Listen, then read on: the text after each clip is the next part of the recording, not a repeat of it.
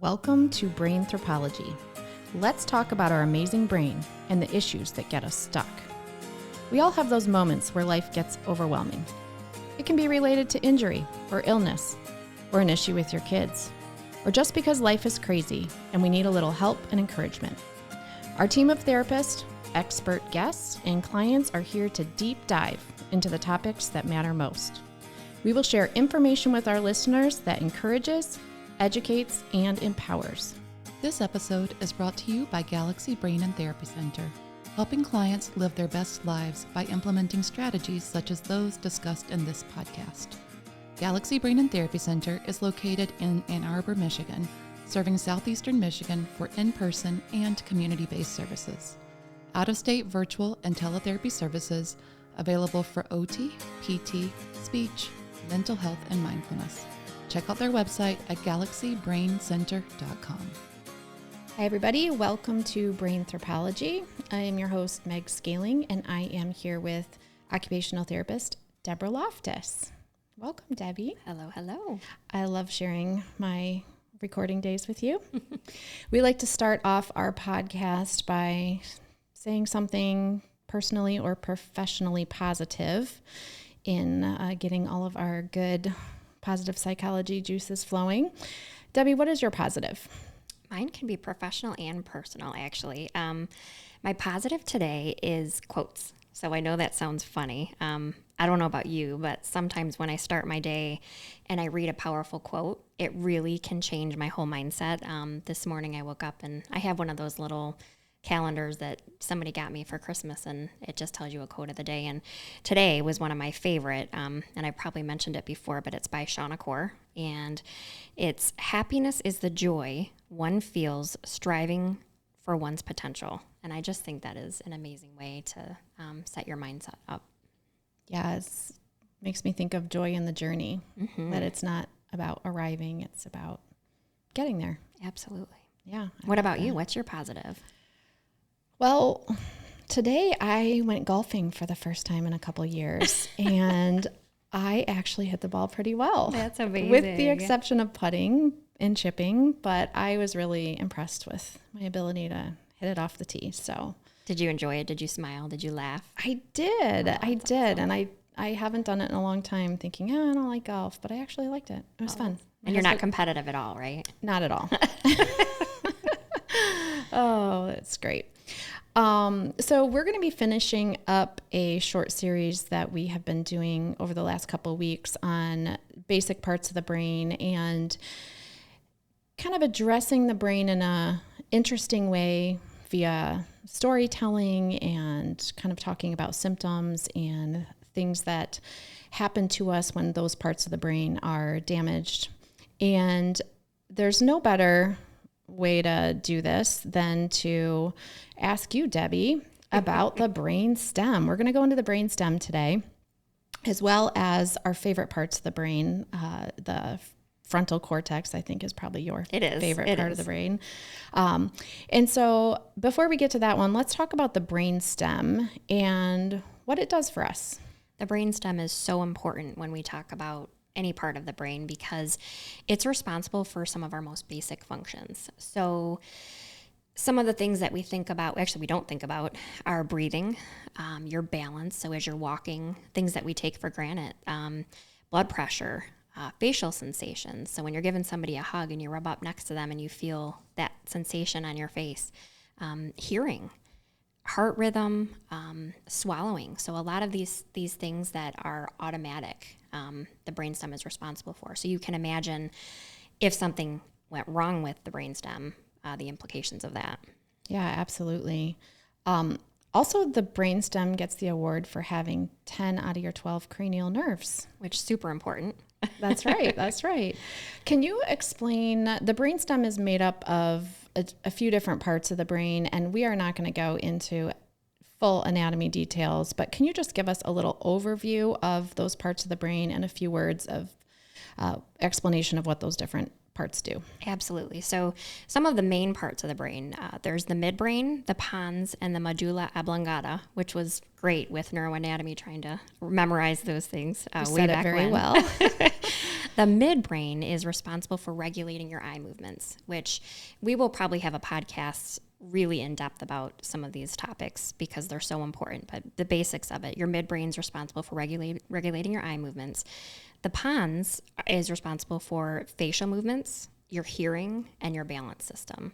And you can imagine if something were to go wrong with those, the implications, because we rely so much on our balance with everyday tasks.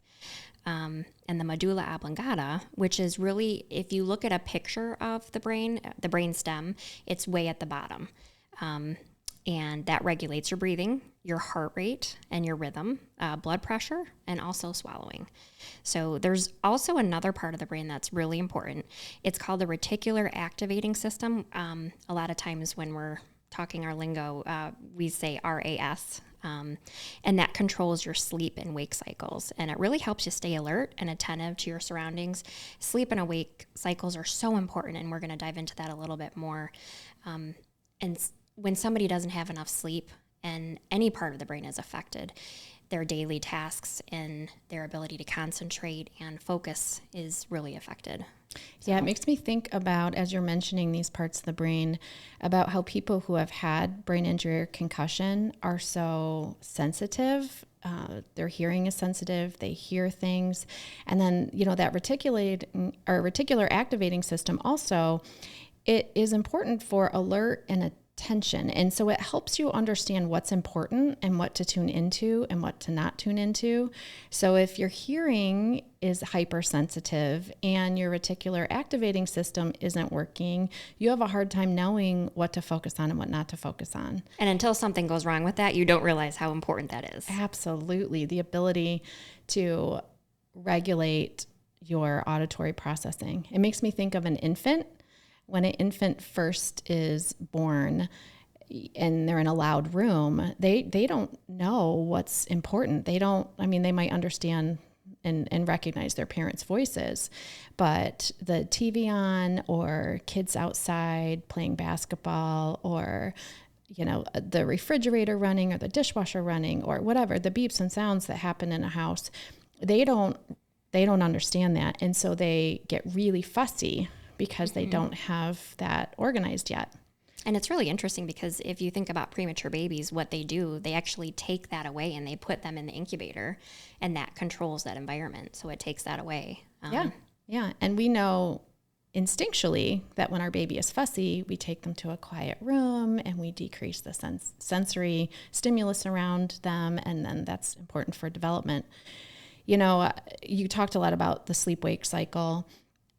Just curious, both of us are occupational therapists. We both have seen a lot of clients with brain injury. How many of your clients talk about having issues with insomnia? Honestly, 100%.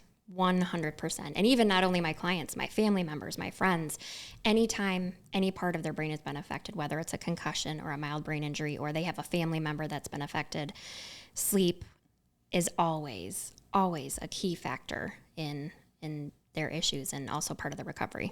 Yeah, I would have to agree. I think I've had in my entire 20 plus years of working with people, had one or two that said that they didn't have sleep issues. And then I started to question, wow, I wonder if you actually have brain issues because it's so rare to find someone that doesn't have those issues. Yeah, it's very common. That could be a podcast in and of itself as well.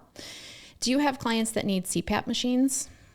Yeah, many times that's actually part of their therapy. So I'm sure we're going to go into at some point our occupational therapy evaluation, but that is a key question that we ask about their sleep-wake cycle. And when they answer some of these questions, it leads us to ask them if they have been evaluated for a CPAP, and many times it's no. And you have a direct correlation with these questions that we ask. They get evaluated, they get a CPAP machine, and their quality of life after is skyrocketed. Because sleep plays in such an important role for concentration and being able to function throughout their day. So usually post starting to see somebody, 100% of the people end up getting CPAP machines. And that's a whole nother issue with having a mask that fits correctly and remembering to clean the device. Which I'm sure we're going to get into at some point. Again, there's so many issues to talk about. I can't wait. This podcast could go on forever and ever. is a really important part of the brain. What are some conditions that might lead to issues with your brainstem? Yeah, I mean, I guess I would have to break it down into a serious, disorder or a mild. So, when the medulla oblongata is severely damaged, unfortunately, those basic things that we rely on life, breathing and blood pressure and basic heart function stop. So in all honesty, I mean, it sounds morbid, but many people don't make it that have severe injuries. However, when you're talking about a mild injury, a lot of times we will see balance issues, clients that present with dizziness and the inability to gag or cough, which really has implications with daily life. I mean, when you're eating and you're trying to ingest food and you don't have that gag reflex, it can get pretty severe. But some other conditions that go along with brainstem injuries, insomnia, as we talked about, nausea, vomiting, slurred speech, and also stroke symptoms. A lot of times you can mimic that when that part of the brain is affected. Yeah, I think about swallowing. Swallowing isn't something we think about. It's something that just happens for most of us until you have to think about it. Yeah. And that's where speech therapy comes in for the swallow evals and helping people. For the mild injuries, is there recovery? Absolutely. Even though, some of the injuries can be severe because they are, basic functions, people can recover from brainstem injuries. I think one of the most important parts is to seek help immediately. The quicker that you get help, and we hear this with many different diagnoses, but brainstem included, the quicker you get help, the quick we can help modulate and come up with compensatory strategies and remediation techniques to help get through it. Yeah. And I remember from last week, that was the brainstem had that ability to regenerate. Yeah, nerves, so interesting. Which is so interesting. Some parts of the brain can and some can't, and this one could. Absolutely. While we're at the base of the head though, Meg, and near the base of the head and neck, let's talk about the cerebellum, because there's some really interesting facts about the cerebellum. It sits just above the brainstem and has some pretty important responsibilities. So can you just tell us a little bit about the cerebellum? Yeah, I love the cerebellum. It is People are going to think we're so crazy that we are fascinated with the brain. We love the brain. I love the cerebellum because it really is a part of those smooth muscle movements, and it helps us maintain balance, and it helps us just coordinate.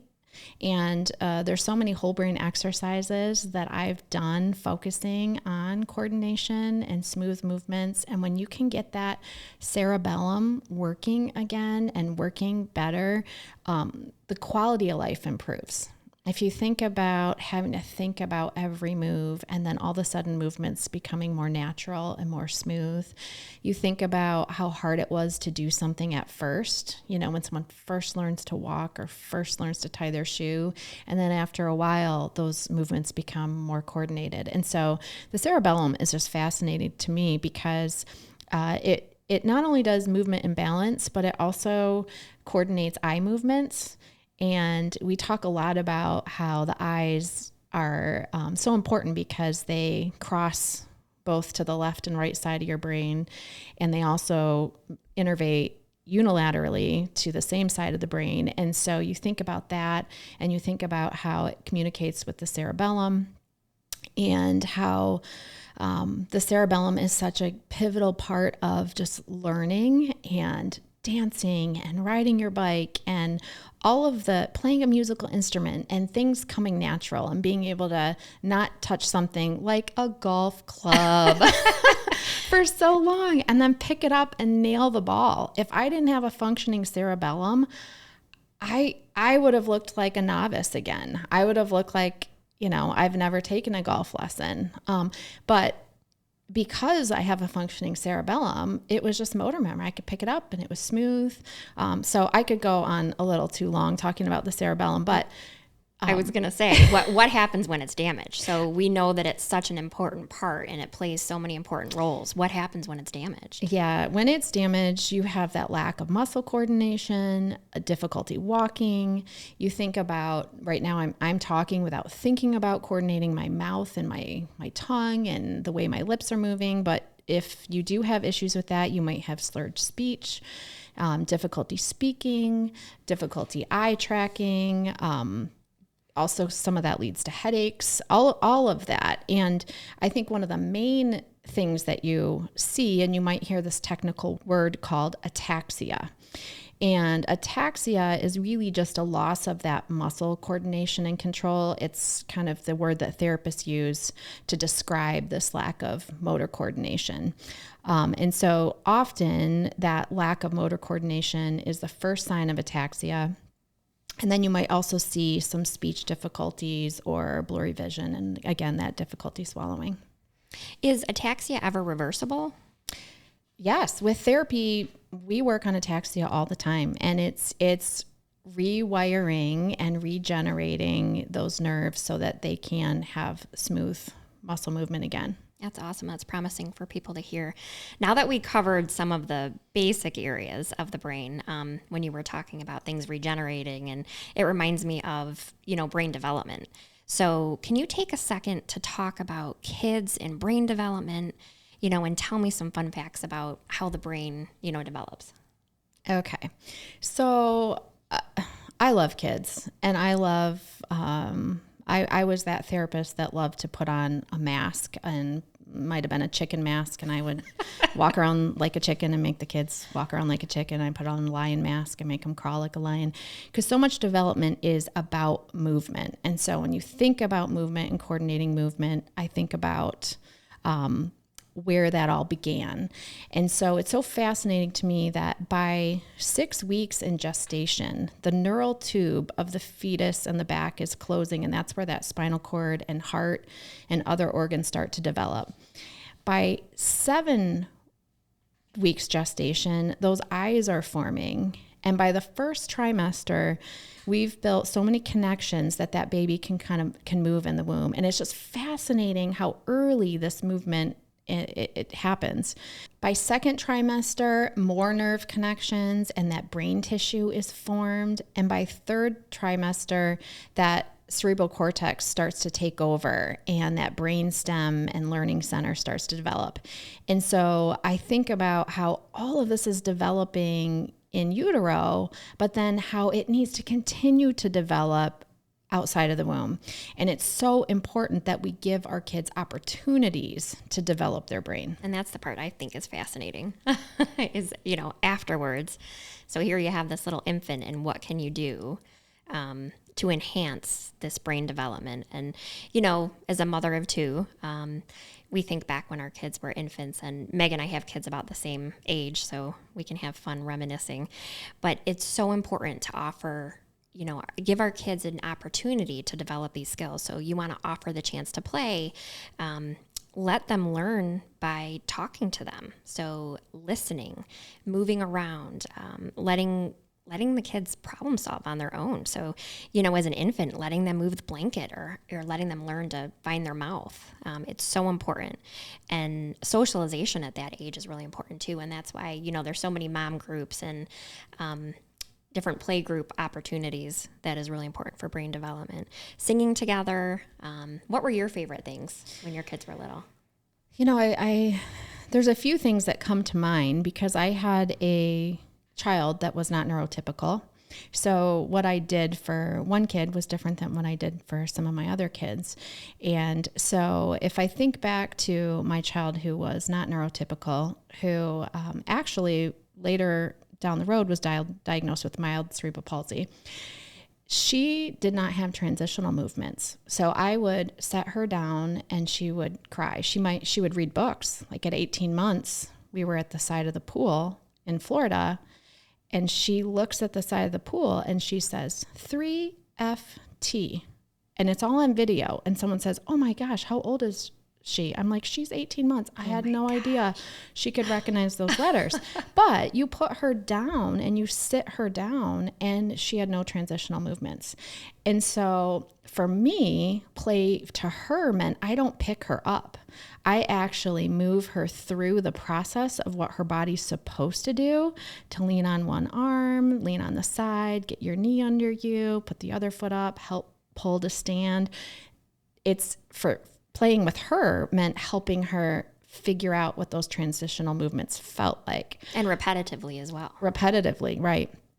All my kids were big and early talkers. Lots of words early. Really? I wonder where they got that from. Right. So I annoyed myself listening to videos.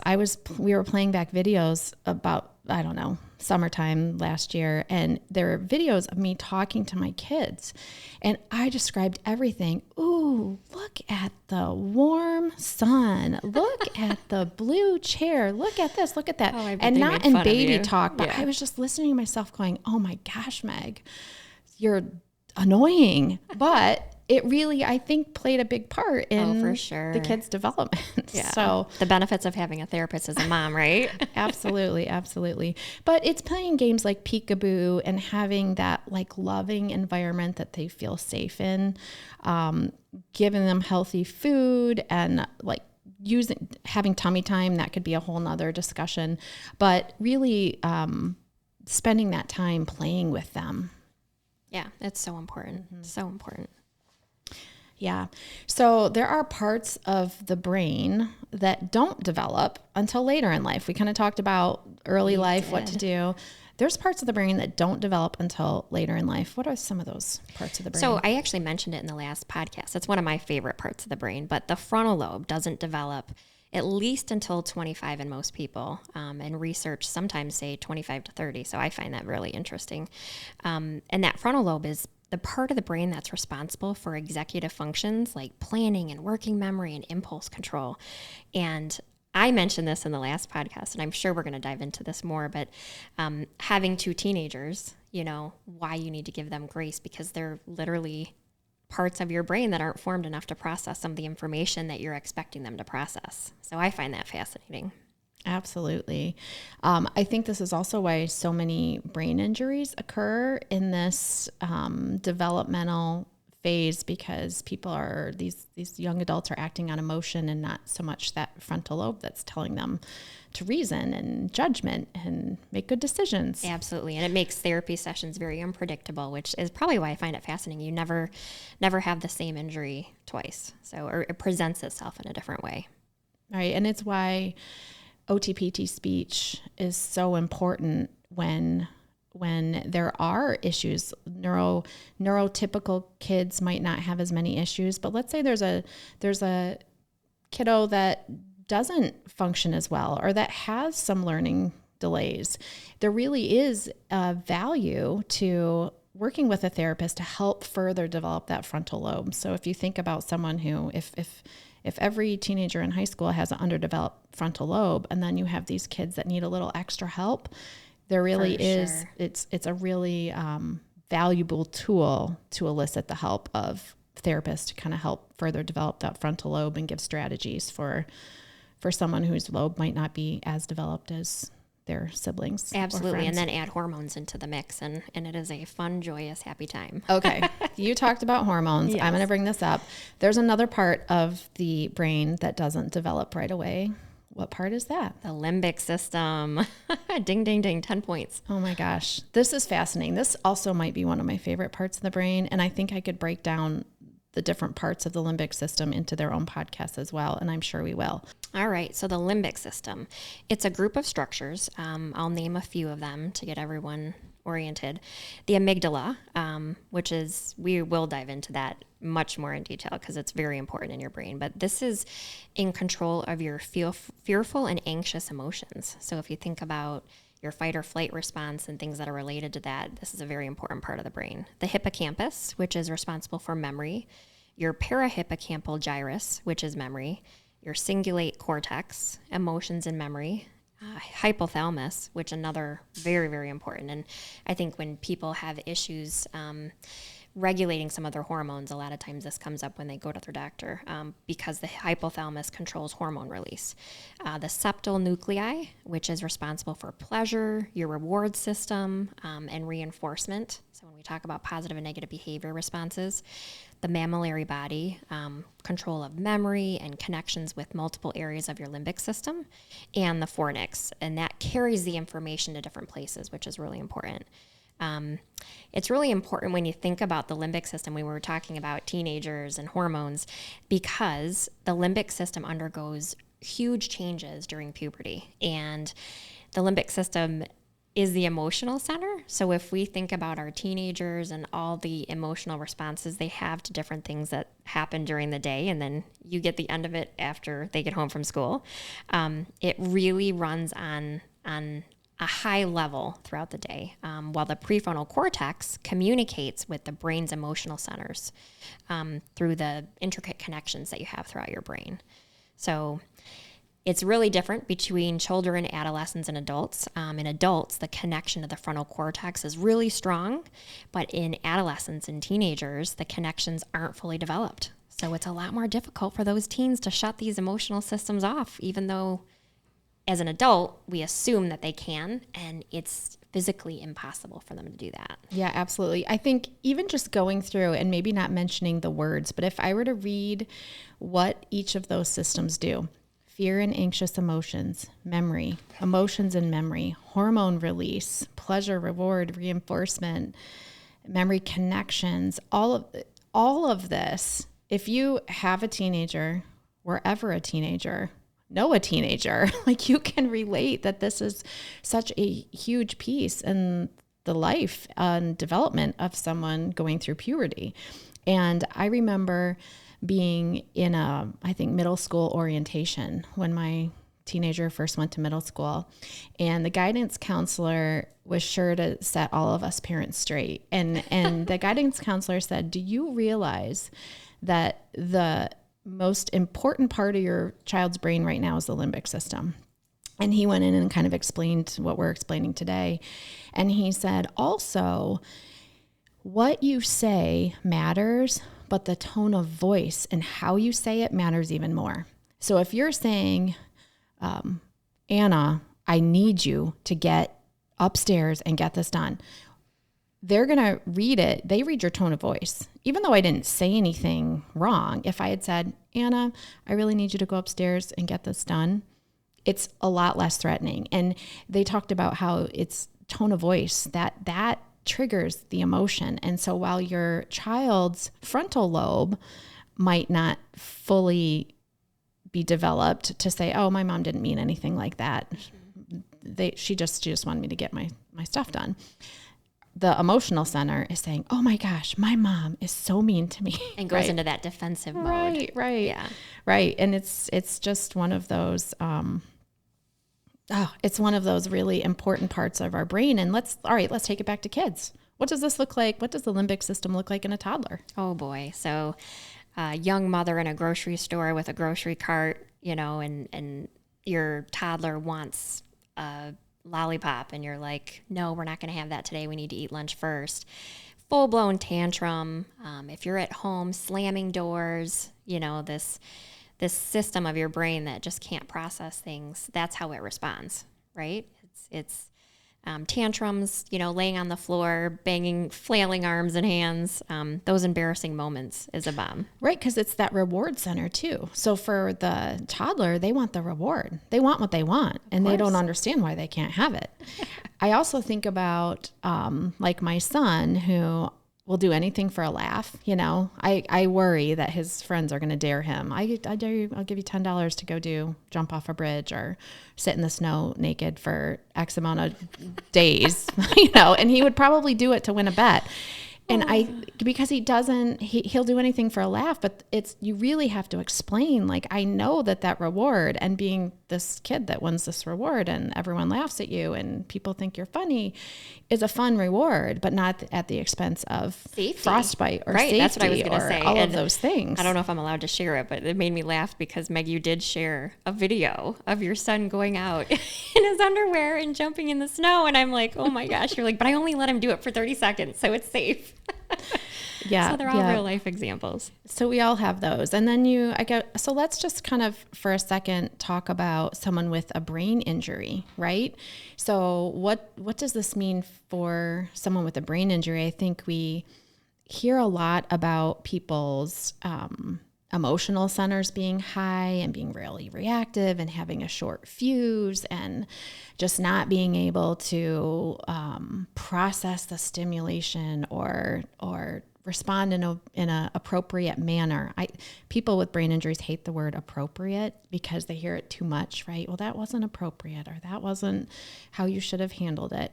And I think it's because partially their limbic system is fragile. Absolutely. And there's so many different ways that comes out in the community. So being the community director at my current job, I see this in the community setting so much. So, one of the goals of one of my clients is to be able to order a coffee at Starbucks. And they were able to do this before their injury, and that's their goal after. And sitting in a community center, walking through the door and having them swear at the front desk person because they were all out of their favorite drink. So working on emotional control, that emotional control center, it's so important and appropriate to work on during daily life so you can have a functional, happy life and establish relationships. That's so important with that part of the brain. Yeah, absolutely. So we need to move on. As much as I love to talk about that, we need to move on and talk about the different lobes of the brain. There are 4 lobes. When you think about, this is the cerebral cortex of the brain. So the part of the brain where you see the bends and the folds. And when you think of the word brain, you picture the outside core of the brain.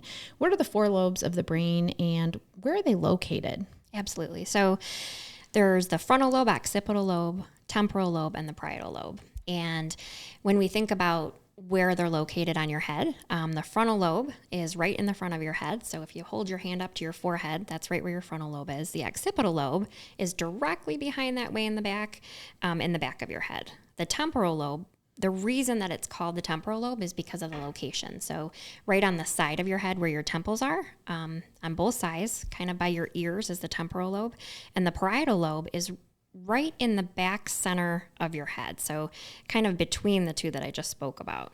So those are the 4 different lobes of the brain. Okay. So we'll talk about these lobes. I think we'll probably talk a long time about the frontal lobe, probably not too long. My favorite. I know, because our listeners can only handle so much brain talk in one session, but we will talk about the frontal lobe. Let's start there. Your favorite. Tell me about the frontal lobe, Debbie. Absolutely. So the frontal lobe plays such an important role in higher level functioning of your brain. So as I told you, I'm many times out in the community working on something called executive functioning, which we'll get into later. But also in charge of voluntary movements. So those are movements that you control. So when you go to purposely touch something, whether it's gripping something on the stove or going to brush your hair, something that you have something that you control. So voluntary movements, sequencing. So when you put steps in order, so if you're going to get dressed in the morning or going to make a cup of coffee or a cup of tea, you don't realize that there are multiple steps that are involved in that. So you need to open the cupboard door. You need to open your hand. You need to put your hand around the cup and remove it from the cupboard. It really, when you break that down, it's such an important part of your brain. Also speech and language. So speech and language production really is dominant in the frontal lobe. So if you think about being able to talk and understand people, that's critical in functioning in life. Attention and concentration, working memory, which really involves processing recently acquired information. So if you're learning something, it's great if you can read it and you learn it, but to be able to process it. So when we're in school and we learn something and then the test isn't on what you learned, it's how you can process it. So it's such a vital part of it. Or the ability to be interrupted and get back to what you're doing. That functional memory, being able to talk and then get interrupted and kind of finish your sentence or your thought. Absolutely. And that kind of goes along with organization and planning. So being organized for a situation, being able to plan something, problem solving. And then a huge critical skill to have in life is to be able to regulate your emotions and your mood. So when we greet somebody at the door and we say hello, we take it for granted. Somebody with a brain injury in that part of the brain can open the door and have a disgusted look on their face or be angry and mean. And, that influences relationships throughout your daily life. So there's so many different. Yeah, absolutely. I think about that impulse control and that controlling social behaviors. The frontal lobe, and because it's not developed until you're 25 or 30, is why all kids and teenagers need parents or guardians, right? Because we need to help them make sure that they're making good choices.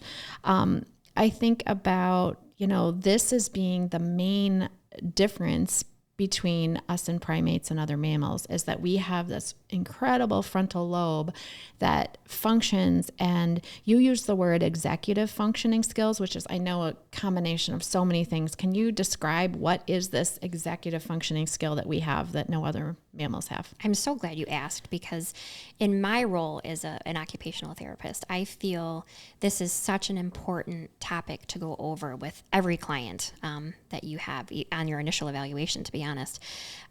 Executive functioning, the simplest way, I guess, to explain it would be they are a set of skills that allow us to manage our everyday living. So things like planning, attention, initiation, problem solving, time management, organization, and they allow us to manage day-to-day tasks and to stay safe, which is critical for us to be able to get things done. So, if you have damage to this area, it can affect so many parts of your life. And when I go into the home and evaluate somebody, many times through asking, these questions that we've identified, damage to the executive system can often lead to difficulty with awareness. So insight to your strengths and your weaknesses, planning, your ability to anticipate and prioritize events. And when that happens and you have damage to those areas, you can have issues with budgeting and with paying your bills. And you don't realize it, because that self-initiation of when you get your mail to be able to open it and follow through with paying a bill, it's affected. It's not there. You have a deficit. So I've walked into a home before and there's 50 envelopes on a counter. And when we start going through them, they're bills that are way past due. And sometimes people lose their homes when it's not identified. So it's such an important issue. There are ways to overcome it. So that's the exciting piece for me. I'm so passionate about executive functioning and coming up with compensatory strategies. The first thing that you need to do is recognize your deficits to help with self-regulation and creating we say compensatory strategies, which basically are different strategies to help compensate for the area of the brain that has a deficit. I would love to come back and talk about so many different executive functioning strategies. Can you give us a sample of maybe a client that you've had that you worked on executive functioning? I know that we could talk about this all in and of itself, but let's give us one sample. Absolutely. So a few years ago, I was doing an initial OT evaluation for an amazing woman who survived a traumatic brain injury. She was several years post-accident, and I sat down with her and her husband and asked them to rate, which I typically do, the top 3 issues that they felt were negatively affecting her life. And the client's husband looked at me and he said, yeah, I could, she looked at him and she's like, oh no, what's he going to say? He said that it takes her 4 hours to take a shower. 4 hours. 4 hours. And I'll dive into that a little bit, because if you think of what that means, if you're taking 4 hours of your functional day just to take a shower, you don't have time for joy. You don't have time to spend time with your grandchildren or to go to the grocery store. So when we dove into it, the person that I was evaluating continued to explain that she was so exhausted after her shower that she didn't have any energy to do anything. And she was so tired, she had no social life anymore, and even to go grocery shopping. And she started to get depressed, and she felt like she had lost anything that had brought her joy. So I had asked her, I said, so have anyone asked you why? Yeah, that was my question. Right. What takes someone 4 hours? And she had already had 2 or 3 OT evaluations, and no one had asked her why. I was mind boggled. Anyways, she said, no, nobody's asked me that. And she said, it's because I don't remember what I've watched.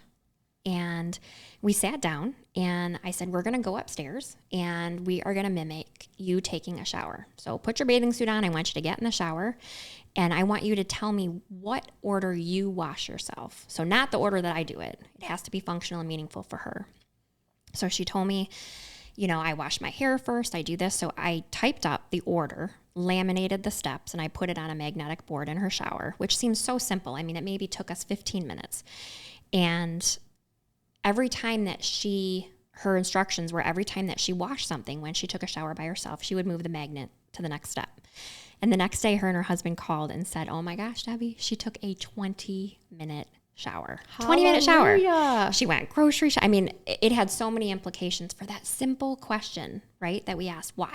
Oh my gosh. I bet their water bill went down. Oh, they had gone through 3 hot water heaters. That's what her husband, when he elaborated, he said, I have gone through 3 hot water heaters. I mean, so expensive for this one question and this compensatory strategy to help them become more independent. And it's probably embarrassing for her. It's probably really one of those things that you don't want to admit. Because I know who you're talking about, and she was a pretty incredible professional before her accident. She had a really great career. And so for someone who was such a professional to have to admit that it takes me 4 hours to take a shower meant that you built trust with her first, and that's a whole nother thing. But absolutely, we could go on and on. But okay. I love that story, and I love just here's a way we can help combat executive functioning So that issues. was to do with the frontal lobe. So we need to move on. So yes. Meg, can you tell me about the parietal lobe? Okay. Well, the parietal lobe is similar and different. It is a primary sensory area. So it is where we feel things. So heat and temperature and pain. And it gives us a little bit of that spatial formation and the ability to judge size and distance and shapes. So I think when I think of the parietal lobe, I think a little bit of those puzzles that pop up on Facebook that you're like, hey, can you do this game? What's your spatial awareness? Right. Or like the game Tetris, right? So Tetris is one of those where you're moving shapes and you're kind of doing it in your head, and then you're trying to get it in the right spot. It's interesting because in the parietal lobe, there's a little bit of brain dominance factor here that we talked about in another session about brain dominance. But in the parietal lobe, the left hemisphere of the parietal lobe is usually more active in right-handed people. And that lobe is the lobe that handles the symbolism of letters and numbers.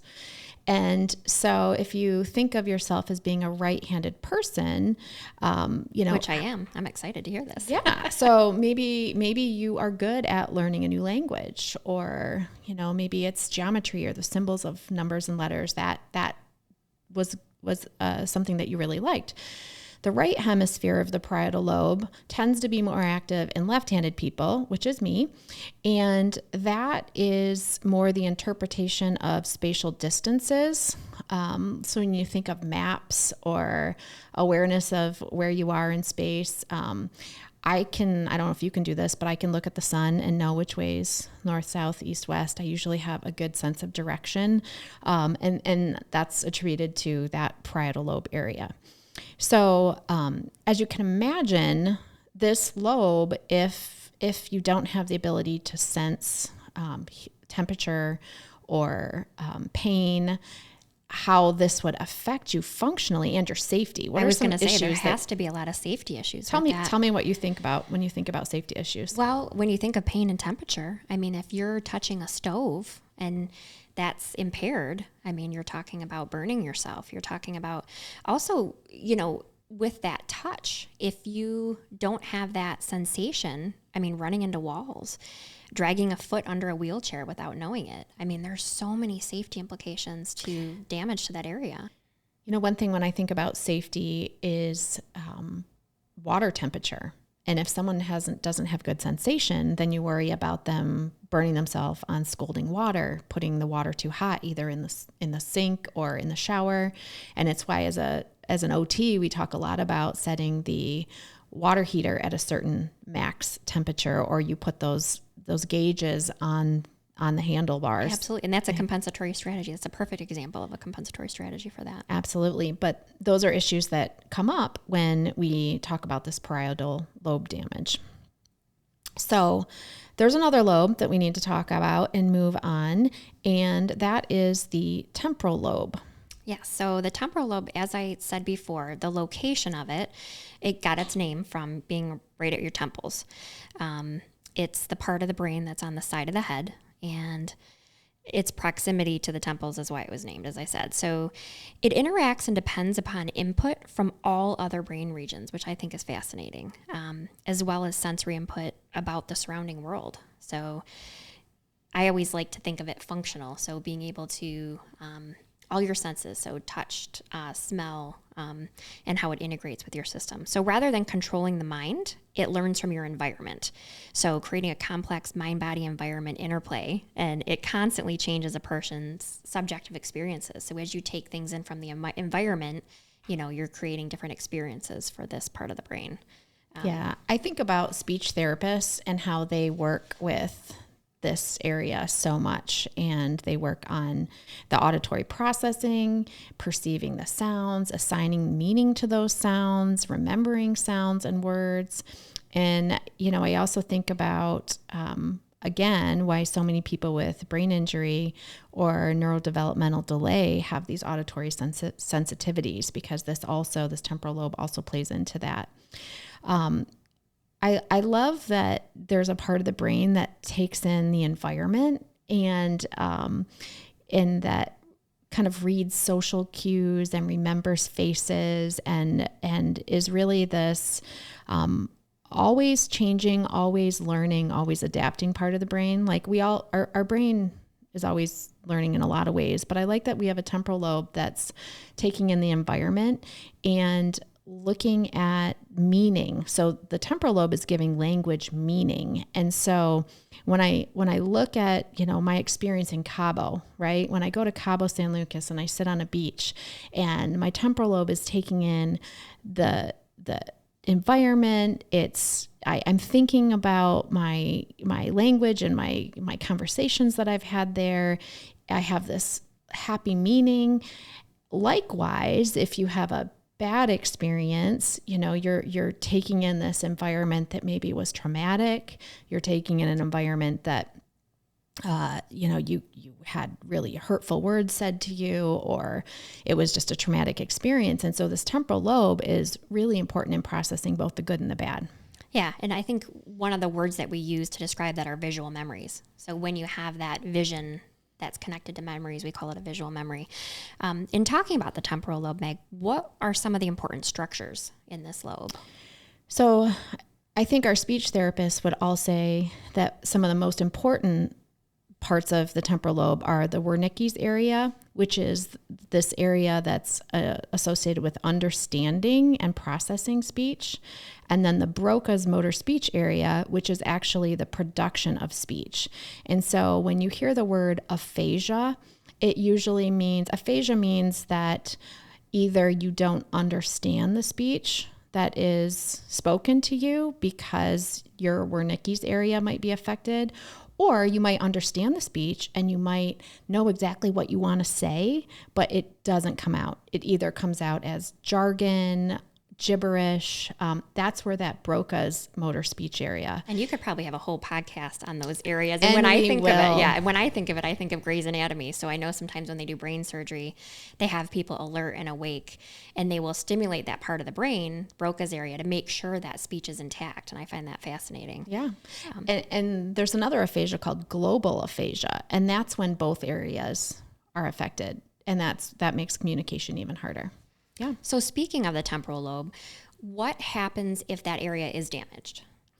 So if the temporal area is damaged, you have various forms of aphasia, like I talked about, that affect speech and language. We might see these impaired memory skills, impaired emotional regulation, and interpersonal interactions. We might see this change in personality, a change in self-image and self-perception, and a change in these automatic behaviors. What we didn't mention before is that the temporal lobe also controls like hunger and thirst and appetite and sexual desire. And so when that's damaged, you're going to see some inappropriate sexual behavior, maybe this impulse control and aggression. And if I had to think about it, it's probably one of the main complaints that you hear about from caregivers of people with temporal lobe damage is, my husband isn't the same. His personality has changed. He's moody. He has apathy. Like he just has nothing makes him happy anymore. His personality, his behaviors are short and abrupt, and he's got that short fuse. And so this is all related also to that temporal lobe. I mean, the temporal lobe connects with so many different parts of the brain. And so they're all interconnected, but I think this is something that really affects family and caregivers, and people notice it about themselves. I can't tell you how many clients, and you probably have the same thing, where they talk about how I'm different. I don't like who I've become. I don't know why I'm so angry. I don't know why I have such a short fuse. Mm-hmm. And that's when it's important to educate clients so they can advocate for themselves and explain to their family members that it's not who they are, and, discuss it going forward so they don't take it personally. Absolutely. Okay, Debbie, we need to talk about the last lobe, the occipital lobe, and what it does. This lobe is actually the lobe that's in the back of your head, which fascinates me. Yeah, it is. Talk to me about this. Yeah, it's on the outside of the body. So like Meg said, it would be just above the base of the back of the skull.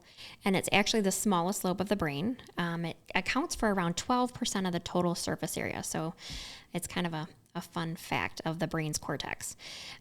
So what does the occipital lobe do? It's responsible for assessing size and depth and distance. So if you're thinking about driving, if you're thinking about walking and you're looking to going to places, that can really affect if your occipital lobe is damaged. Determining color information. So when you think vibrant colors or... So you're talking vision. Yeah. Color differentiation, object recognition, face recognition. So, when we see people with deficits in this area, they can't recognize faces. Sometimes we'll make a book and we will label the names of caregivers and family members to have them practice recognizing this, mapping the visual world, and movement. Those are some really important parts of the occipital lobe. Yeah, it makes sense that when someone hits the back of their head, their vision is affected. I mean, people often say, gosh, I fell and I hit my head and now I have blurred vision or I have issues with visual headaches, and that's why. Yeah. And if the occipital lobe is damaged, there's some other things that going along with what it does. So you'll have difficulty with locating objects in your environment. And this is very common. We have strategies to go along with this, getting a little tile to put on somebody's cane. One of those tiles that you can press a button and it'll beep and tell you the location. Difficulty with identifying colors, production of hallucinations sometimes. We see, when somebody has a traumatic brain injury or that was in a car accident and this part of the brain was damaged, it can produce hallucinations, which can be very scary for caregivers and family and friends. Also, difficulty in recognizing drawn objects. So there is a test that's very common when people have a brain injury. It's called a neuropsychological test. And there's a battery of tests, and many times you will realize in that because they will have you try to recognize drawn objects. And it will be very obvious after the test is over that part of the brain was affected. So it's a very important, even though it's small, it's a very important part of the brain. Yeah, absolutely. And we have covered all of the major areas of the brain in a way that I hope that our listeners can understand. This brain is packaged in a beautiful skull or a cranium that keeps it all safe because the brain is the texture of gelatin. There are also 3 layers of membranes that cover the brain, and there is a network of arteries and veins that carry blood to the brain and away from the brain. And there's also a cushioning and reservoir of cerebral spinal fluid that surrounds the brain that is really, really important, that I think we will talk about in future podcasts because it relates to craniosacral therapy and why craniosacral therapy is so effective for headaches and brain issues. But I think that our listeners have at least a good understanding of the different parts of the brain, and we hope that through this podcast and through this series, people who have issues with their own brain or with the brain of a caregiver or a friend, and they have some issues that they've experienced, that they have a better understanding of maybe what's going on and why these symptoms are happening, and maybe a better understanding of how to navigate the therapy world and ask for what you need. Let me do a quick synopsis of what we learned today. We learned about the brainstem and that it's that basic life function, the breathing, the blood pressure, the swallowing. We learned about the cerebellum and that it's that balance and coordination, movements, that learning to ride a bike, that smooth movement.